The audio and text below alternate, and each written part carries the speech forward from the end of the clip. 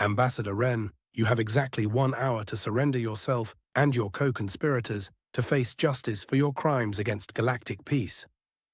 The words still echoed in the air of the Terran embassy as Kael Renn stared at the dormant communication console. 1 hour. Admiral Thorne's ultimatum hung between him and Commander Zara Voss like a blade ready to fall. So that's it then, Zara said, her voice barely steady. 3,000 years of order rule, and it comes down to this. Kael's reflection in the reinforced transparasteel showed a man carved hollow by months of impossible choices. Beyond the window, the crystalline spires of Zentara Prime pierced the violet sky, their surfaces reflecting fires that burned across 3 districts where protests had turned to revolution. "Tell me again why we thought this would work," he said, not turning from the chaos below.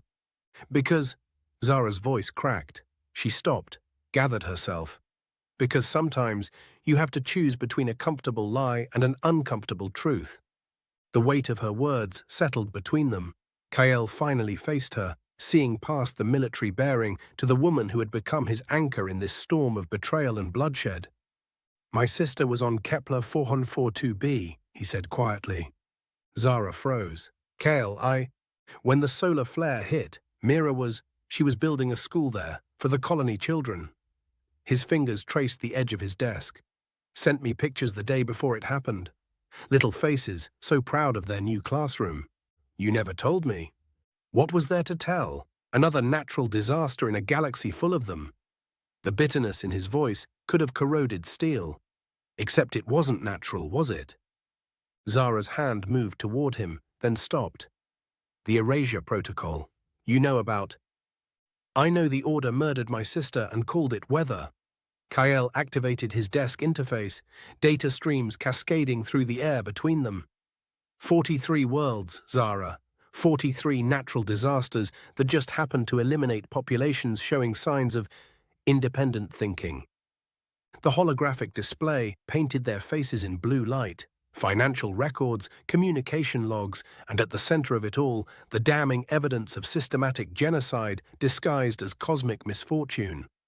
"This is why you've been pushing so hard," Zara realized. "Why you've been willing to..." To what? Tear down the only stability the galaxy has known. Kael's laugh held no humor. "You think I wanted this? You think I wanted to be the man who burns down civilization?" Kael, "No," his voice rose. "You want to know what I wanted? I wanted to negotiate. I wanted to find a middle ground. I wanted to believe that 3 millennia of peace meant something more than just efficient murder."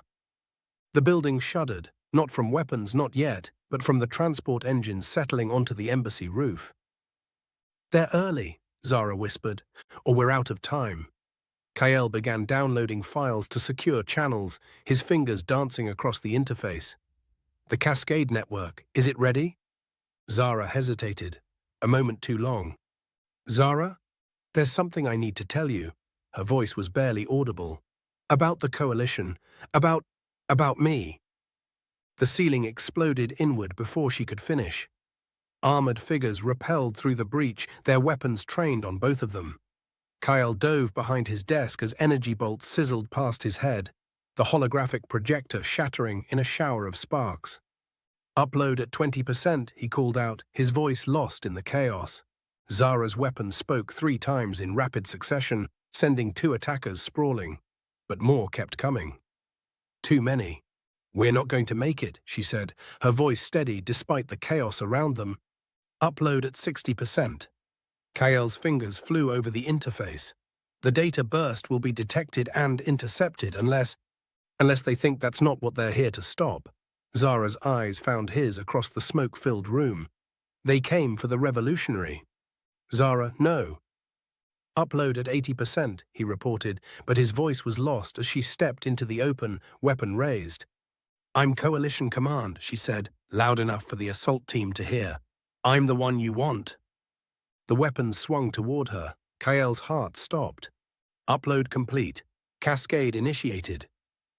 The words left his mouth as the first energy bolt struck Zara in the shoulder, spinning her around. She kept firing, buying him precious seconds as the data burst, erupted across the galaxy.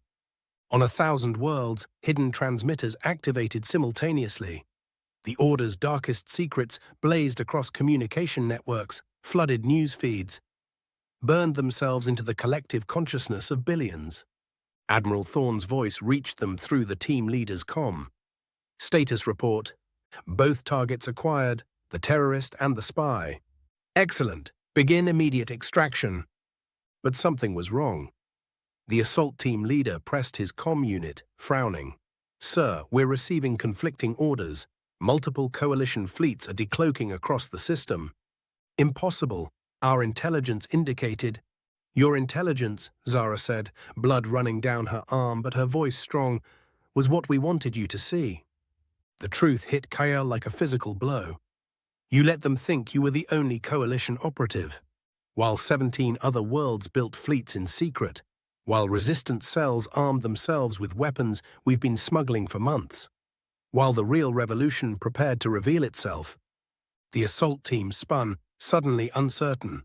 Their communications channels erupted with reports of coalition ships emerging from hyperspace, of Order installations across the galaxy coming under attack, of worlds declaring independence in synchronized waves. The cascade wasn't just data, Kael realized. It was a signal. The signal to begin. Zara smiled through her pain. Your evidence was the last piece. Proof of the Order's crimes that would justify everything that comes next. The embassy shuddered again as coalition fighters engaged Thorne's ships in orbit. The assault team leader barked orders, but his voice was lost in the chaos of a galaxy erupting into revolution. Think it will be enough? Zara asked, her voice growing weak. It's a beginning, Kael replied, reaching for her. Sometimes that's all you can give. The energy weapons fired, but their targets were already gone, not in body, but in the way that mattered.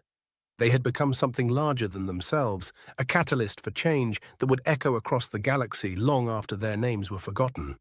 In the aftermath, as the Order's fleets scrambled to contain the spreading chaos, historians would mark this as the moment when the ancient balance of power truly shattered. Not with Earth's declaration of independence that had started it all, but with the revelation that made continuation of the old ways impossible. On Nexus 7, a child looked up at the stars and saw coalition ships breaking the orbital blockade that had trapped her world for generations. On Meridian Prime, workers seized the factories that had ground their bones to dust for Order profit. On Terra itself, crowds gathered in the streets, no longer afraid to speak the word that had been forbidden for so long. Freedom. The future remained unwritten, filled with both promise and peril. But for the first time in 3 millennia, it belonged to those with the courage to seize it. The sovereign spark had become a conflagration, and the galaxy would never be the same.